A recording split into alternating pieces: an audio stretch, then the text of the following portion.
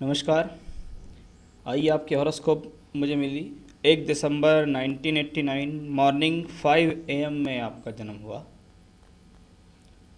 जिस समय आपका जन्म हुआ उस समय ब्रह्मांड में लग्न उदय हो रहा था, तुला लगन।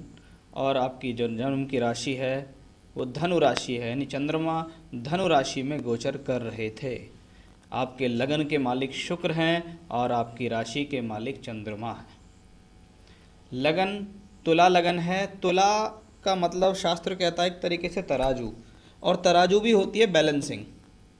वो पलड़ा बराबर करके चलती है, यानी ऐसे व्यक्ति के भीतर में बहुत अधिक क्षमताएं होती हैं। वो अपनी ज़िंदगी को किसी न किसी प्रकार से बैलेंस बनाने में सक्षम हो जाता है।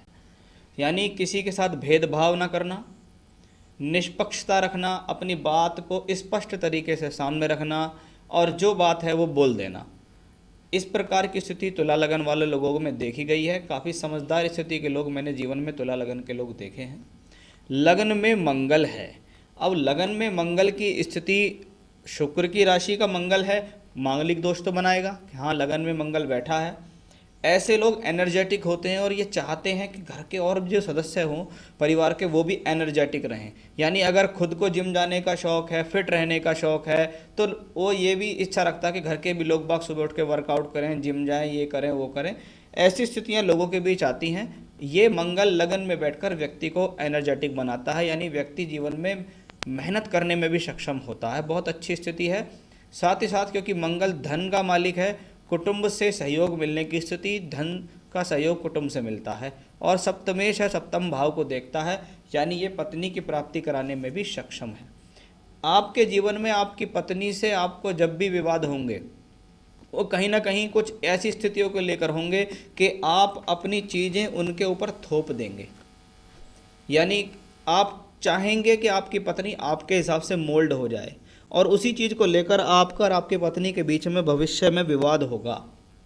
ये इस हॉरोस्कोप की प्रॉब्लम है, क्योंकि ये नवांश कुंडली में भी देखिए लगन में मंगल, यहाँ भी मंगल बैठा हुआ है। जीवन साथी के लिए देखा जाता है।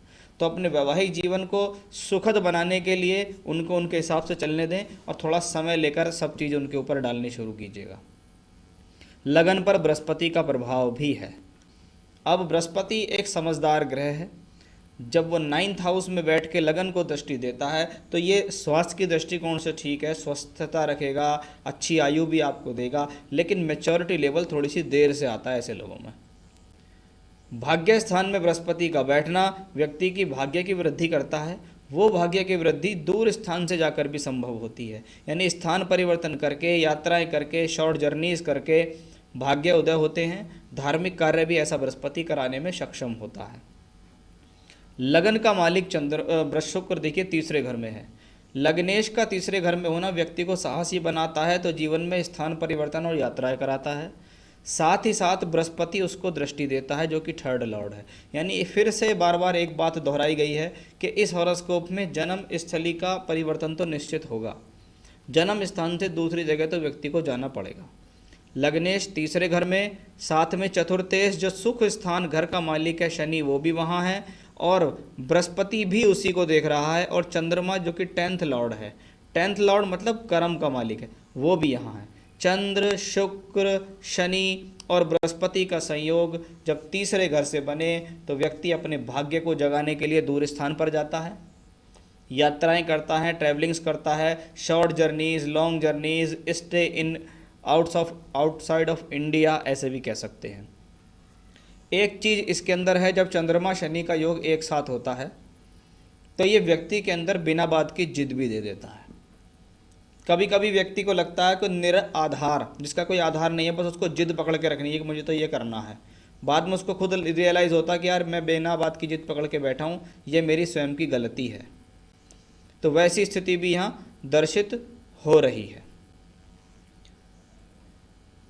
चौथे घर पे राहु केतु एक्सेस है, कोई ज़्यादा प्रॉब्लमेटिक नहीं है। राहु केतु एक्सेस जब भी होता है, 10th हाउस में केतु प्रोफेशन के लिए थोड़ी मेहनत करा देगा, 4th हाउस में राहु घर के सुख में थोड़ी सी कमी दे देगा।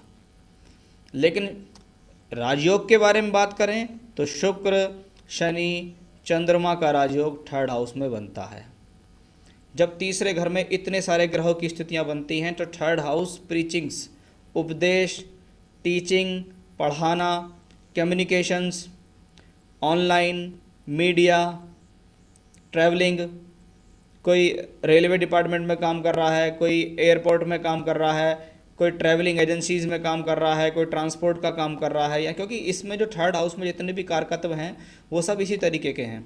कोई मित्रों के साथ काम कर रहा है, कोई टूर ट्रैवलिंग्स का काम करता है, यात्राएं दूर जाकर, सब कुछ थर्ड हाउस से संबंधित यही कारकत्व हैं जो आपकी लाइफ में निश्चितता जुड़ेंगे। और उसकी एक स्थिति और दिखाई दी है, चंद्रमा आपका दशमेश है। दशमेश चंद्रमा दशमांश कुंडली के 12th हाउस में बैठा है, यानी फिर से इंडिकेशन आया कि ये व्यक्ति जन्म स्थली से दूर जाएगा। जितना दूर जाएगा उतना तरक्की करेगा। जितना इसका मोह ये रहेगा कि मैं घर के पास में ही रहूं, उतना लाइफ में प्रगति नहीं कर पाएगा। धन भाव में बन रहा सूर्य बुध आदित्य योग, ये भाग्यशाली योग है, धन के लिए बहुत अच्छा है, वाणी से धन कमाने में सक्षम है। कुंडली में जब इस प्रकार के संयोग दिखते हैं तो व्यक्ति कहीं ना कहीं से पैतृक रूप से भी मजबूती प्राप्त करता है। पैतृक मजबूती कि मैं घर परिवार से मजबूत हूँ, मुझे परिवार से ज़रूर कुछ ना कुछ संपत्ति प्रदान होगी, मेरे फादर मेरे लिए कुछ देंगे, वो स्थिति है। तो लग्न कुंडली में जितने भी राजयोग धनयोग बनते हैं ये आपके घर की स्थिति और संपूर्णता को दिखाते हैं। अब वर्ग कुंडलियाँ जितनी भी होती हैं वो ये दर्शित करती हैं कि आप जीवन में स्वयं के बल पर कितना करेंगे। तो उसके बारे में मैं अब आपसे यहाँ चर्चा करूँगा कि कुंडली के राजयोग धनयोगों के बारे में तो मैंने आपसे बात कर ली। अब बात करता हूँ दशाओं पर। चंद्रमा की महादशा चल रही है सर आपको 2014 से, उम्र है वर्तमान में आपकी 30 साल, 31वें वर्ष में आप चल रहे हैं। चंद्रमा 2014 से, चंद्रमा क्या है इस कुंडली में? दशमेश है, दशम भाव कर्म का भाव, कर्म स्थान का मालिक, अपनी राशि से छठे घर में बैठा, शनि के साथ बैठना अवसाद, खिन्नता, टेंशन्स, अधूरापन, संतुष्टि ना मिलना, ऐसा कॉम्बिनेशंस देता है। चिड़चिड़ाहटपन भी देता है स्वभाव में। साथ में शुक्र है, लग्नेश है, तो ये आपके प्रोफेशन को फलीभूत करेगा और बृहस्पति उसको देखता है। तो ये एक नौकरी का बहुत अच्छा संयोग बन गया कि भाई व्यक्ति जीवन में नौकरी करे, नौकरी करके व्यक्ति को फ़ायदा मिलेगा। नौकरी चंद्रमा की दशा में दूर स्थान पर जाके करे, ट्रैवलिंग्स करके करे, यानी नौकरी भी करता है तो व्यक्ति हो सकता है रोज़ाना 30 किलोमीटर जाना, 30 किलोमीटर आना, या कोई व्यक्ति तो जीवन रोज़ाना लगभग 50-60 किलोमीटर जाते हैं, 50-60 किलोमीटर आते हैं। तो वैसी स्थितियां आपके इस चंद्र में बनी हैं, क्योंकि चंद्रमा दशमेश है। इसलिए एक बात की संतुष्टि है कि भाई आपको इस दशा में कर्म होगा। नवांश कुंडली में चंद्रमा फिर से थर्ड लॉर्ड, यहाँ थर्ड हाउस में बैठा है, यहाँ थर्ड लॉर्ड है। यहाँ राहु केतु एक्सेस में होना चिंता दर्शाता है और ट्रैवलिंग्स तो शो हो ही रही है। दशमांश प्रोफेशन का चार्ट, जहाँ से आपका कर्म फल दर्शित होता है, वहाँ चंद्रमा थर्ड लॉर्ड है। थर्ड हाउस वही टूर ट्रैवलिंग्स यात्रा और 12th हाउस में बैठा है मंगल की राशि में।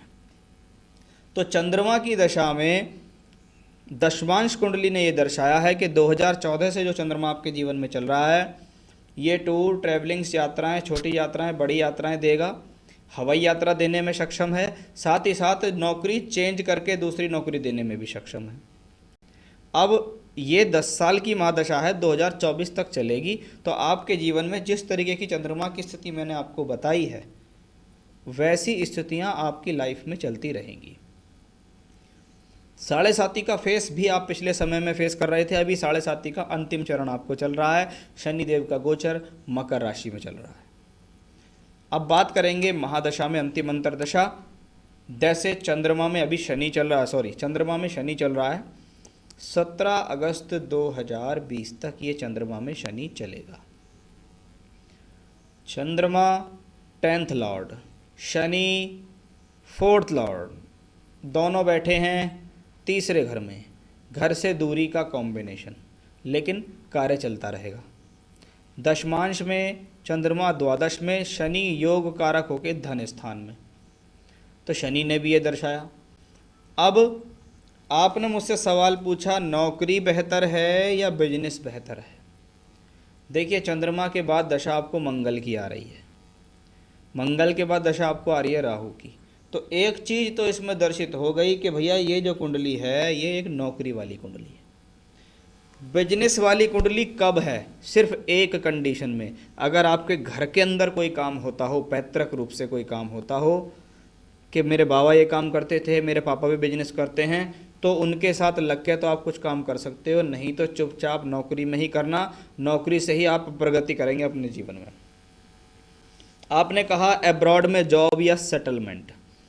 देखिए वर्तमान की स्थिति जो मैं बार बार कह रहा हूँ, दूर स्थान परिवर्तन आना जाना, आप अपने समय में अपने आप को पूरी तरीके से उसमें ट्राई करते रहिएगा। आपको विदेश में जॉब मिलने के बहुत अच्छे चांसेस हैं चंद्रमा की दशा तक, खास तौर पे अक्टूबर 24 तक। उसके बाद जो आपको नेक्स्ट मंगल की दशा आ रही है वो भी यहाँ इसी चीज़ को शो कर रही है, क्योंकि मंगल 12th लॉर्ड है, शनि के साथ कर्म स्थान के साथ बैठे हैं। तो बार बार इस हॉरोस्कोप में कंडीशन है कि आप विदेश में जाएंगे, विदेश में जाके नौकरी करेंगे और वहाँ लंबे समय तक नौकरी करने के चांसेस इस हॉरोस्कोप में बनते हैं।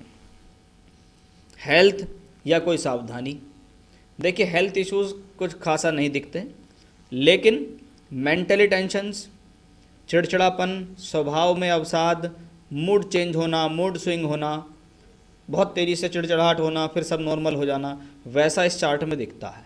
उसके लिए मैं रेमेडी आपको बताऊंगा। बात करूंगा मैरिज की। मैरिज लाइफ के बारे में मैंने आपको शुरू में सचेत किया था कि किन कारणों से आपको मैरिड लाइफ में प्रॉब्लम्स आएंगी। दशा चल रही है आपको चंद्रमा में शनि, अगस्त 20 में ख़त्म हो जाएगी। शनि के बाद आएगा बुध। बुध के बाद बुध की स्थिति देखिएगा आप नवांश में।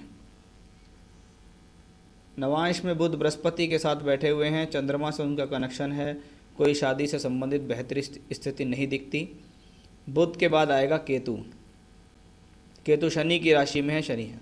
इस चार्ट में एक चीज़ भी बार बार आ रही है, 5th हाउस का भी कनेक्शन आता है, यानी कहीं ना कहीं व्यक्ति के मन में ये भी इच्छा है कि वो किसी स्त्री के प्रति आकर्षित हैं या चाहते हैं कि भाई मेरा मनपसंद विवाह हो जाए, या मैं किसी को चाहता हूँ उनके साथ मेरा लव रिलेशन है, उससे मेरी शादी हो जाए। ऐसी स्थिति भी आपके चार्ट में शो होती हैं। नहीं तो 2022 ज़्यादा स्ट्रॉन्ग कनेक्शन मुझे दिखाई देता है आपकी शादी के लिए। मैरिड लाइफ के बारे में मैंने आपको बताया। मैरिज, मुझे नहीं लगता है कि मैरिज कहीं पास वाले व्यक्ति विशेष से होनी है। देखिए पास और दूर में डिफरेंस क्या है।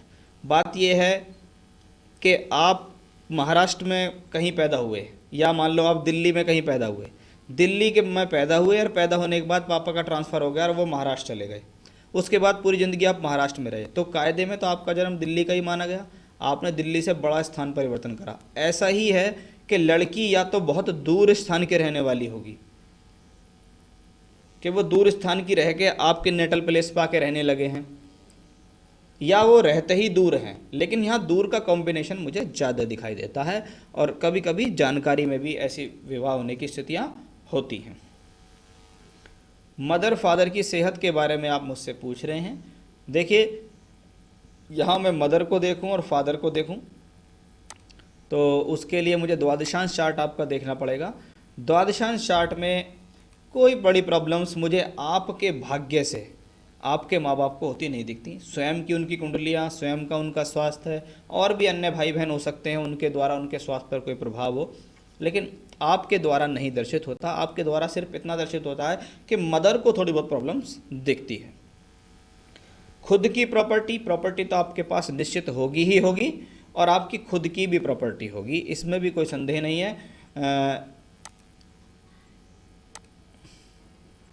शनि, मंगल, सूर्य, चंद्र जी, ये द्वादशांश हो गया है, और चतुर्थांश मंगल की दशा में आपके पास अपनी स्वयं की प्रॉपर्टी होगी। 2024 से 31 जब मंगल की दशा आपको आएगी, उस दौरान स्वयं की अच्छी प्रॉपर्टी एकत्रित करेंगे आप, इसमें कोई भी संदेह नहीं है। हो सकता है चंद्रमा की दशा में भी कर लें 2024 तक। तो प्रॉपर्टी की कोई चिंता नहीं, धन की कोई चिंता नहीं, बस अपने आप को मेंटली प्रेशर से दूर रखो, वैवाहिक जीवन को सुखद रखो, अपने वाइफ के ऊपर किसी प्रकार की कोई प्रेशर या कोई चीज़ थोपने की जरूरत नहीं है। सबका अपना अपना लाइफ स्टाइल होता है, उनको साथ जियो, जीवन का आनंद लो, क्रोध से बचो। रोजाना नियम से एक चीज़ ध्यान रखो, सुबह उठो, नहाओ धो, सबसे पहले करो भगवान शिव का स्तोत्र पाठ रुद्राष्टकम, और उसके बाद करो हनुमान चालीसा। ठीक है, मेडिटेशन कर सकते हो, योगा करो, जिम करो, प्राणायाम करो, अनुलोम विलोम करो, कपालभाति करो, ये आपके लिए बहुत बेहतर रहेंगी। रुद्राष्टकम और हनुमान चालीसा आपको दोनों गूगल से मिल जाएंगी। इस हॉरोस्कोप के लिए कोई सबसे फेवरेबल स्टोन अगर मैं बात करूं तो आपको पहनना चाहिए एक डबल फायर ऑस्ट्रेलियन ओपल। डबल फायर ऑस्ट्रेलियन ओपल मैरिड लाइफ के लिए बढ़िया, प्रोफेशनल लाइफ के लिए बढ़िया, क्योंकि ये शुक्र का रतन है। शुक्र अंतिम डिग्री पे पड़ा हुआ ग्रह है, 29 डिग्री 49 मिनट। तो ऐसे ग्रह में बल होते हुए भी बहुत बल नहीं होता, तो इसको पावर दीजिए। ये आपकी शादी कराने में भी सक्षम होगा, आपके फिजिकल स्ट्रेंथ भी आपको देगा, आपको प्रोफेशनल लाइफ में भी तरक्की देगा। डबल फायर ऑस्ट्रेलियन ओपल आपको चांदी की अंगूठी में सीधे हाथ की तर्जनी उंगली में पहनना है। अगर आपको चाहिए तो सर्टिफाइड स्टोन की रिंग बना के मैं आपको एड्रेस पर प्रोवाइड कर सकता हूँ। तो ये था आपके हॉरोस्कोप का एनालिसिस। नमस्कार।